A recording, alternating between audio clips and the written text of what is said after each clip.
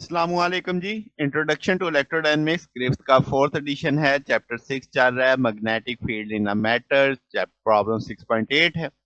वो कहता है कि लॉन्ग सर्कुलर सिलेंडर है, जैसे फिग में दिखाया जा रहा है, जिसका रेडियस आर है, मैग्नेटाइजेशन एम के एस स्क्वायर फाई है, के आपके पास एक कांस्टेंट के तौर पे है, एस डिस्टेंस है फ्रॉम द एक्सिस, जैसे फिग में दिखाया जा रहा है, फाई आपके पास एजीमुथल यूनिट वेक्टर है, फिग में सारा मेंशन है। वो कहता है find the magnetic field due to M. M की वजह से हमने मैग्नेटिक फील्ड निकालनी है, point inside and outside the cylinder. तो अब पहले हम बाउंड करंट देखेंगे, बाउंड करंट से फील्ड की तरफ जाएंगे। तो बाउंड करंट में पहले वॉल्यूम करंट डेंसिटी बाउंड देखेंगे, J B del cross M. तो J B del cross M में डेल आ जाएगा आपके पास, चूंकि हमें अब एंगल पता है तो 1/s कर लिया ओवर कर लिया, एस एम जी आ जाएगा और यहाँ पे एम की वैल्यू लग जाएगी। अब आपके पास सारे को लेकर सॉल्व करेंगे तो ये सिंपल सिंपल इंटीग्रेशन, तो 3 k s z unit vector आ जाएगा। फिर बाउंड सरफेस करंट डेंसिटी की बात करें तो के बी बराबर होता है एम क्रॉस एन, और यहाँ पे चूंकि एस आ जाएगा, एन को एस से रिप्लेस कर देंगे, फाई क्रॉस एस माइनस जी के बराबर आ जाएगा। तो ये के एस स्क्वायर माइनस जी, चूंकि सरफेस की बात हो रही है तो एस बराबर आर के होगा, तो के बी बराबर आ जाएगा माइनस के आर स्क्वायर जी। अब आपको जेबी भी पता है, केबी भी पता है, तो हम कह रहे हैं टोटल बाउंड करंट को आइडियली जीरो होना चाहिए, क्योंकि बाउंड करंट तो इंटरनल होते हैं। अब इस चीज का प्रूफ देखते हैं वाकई जीरो है या नहीं है। तो आपके पास जो वॉल्यूम करंट कंट्रीब्यूशन आ जाएगी जेबी डॉट डी ए, तो यहाँ पे जेबी की वैल्यू भी लग गई, एरिया 2 पाई एस इंटू डी एस आ जाएगा।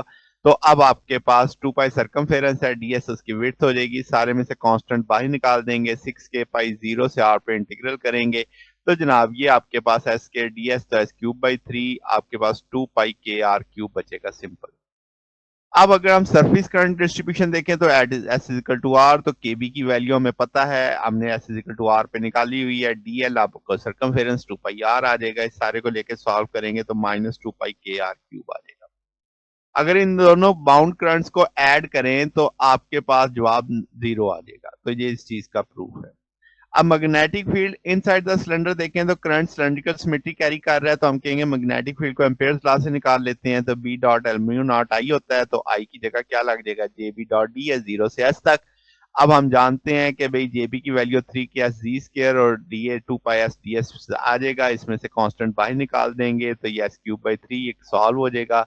इधर डीएल की जगह 2 पाई s सर्कमफेरेंस चल रहा था, तो 2 पाई s से लेफ्ट राइट से कट जाएगा, बी बराबर आ जाएगा म्यू नॉट के एस स्क्वायर। अगर हम डायरेक्शन देना चाहें तो हम कहेंगे भाई बी वेक्टर है, तो म्यू नॉट के एस के फाई यूनिट वेक्टर, फाई को हम एज अ होल इस सारे को एम के तौर पे पढ़ के आए हैं।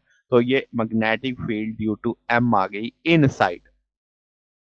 आउटसाइड की बात करें तो outside cylinder total current zero होगा, तो बाउंड और वॉल्यूम दोनों जीरो हो जाएंगे, तो ये जीरो, तो मैग्नेटिक फील्ड आउटसाइड कितनी हो जाएगी, जीरो हो जाएगी। तो ये हमारे पास इसका सोल्यूशन है। अगर आपको इसमें कोई बात पूछनी हो, डाउट हो, नीचे कमेंट्स में पूछ सकते हैं। वीडियो अच्छी लगी हो तो वीडियो को लाइक कीजिएगा, दोस्तों के साथ शेयर कीजिएगा, चैनल को सब्सक्राइब कर दीजिएगा। अब तक के लिए इतना ही, बकिया इंशाल्लाह नेक्स्ट देखेंगे। ओके, अल्लाह हाफिज।